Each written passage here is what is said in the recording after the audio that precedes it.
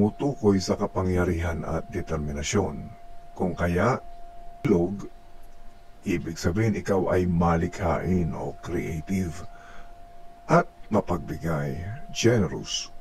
Ang mga taong may ganitong dulo ng hinlalaki ay may artistic talents at madalas na nagtatagumpay sa sining o kaya ay sa musika. Halimbawa ay si Leonardo da Vinci. Siya ay isang henyo sa likod ng Mona Lisa at ng The Last Supper. Ang kanyang pinakamalikhain o ang kanyang pagiging malikhain ay nagbigay sa kanya ng walang hanggang kasikatan. Dumugis ng ating hinlalaki. Kapag ang iyong hinlalaki ay mahaba, matapat at palaging tumutupad sa kanilang pangako,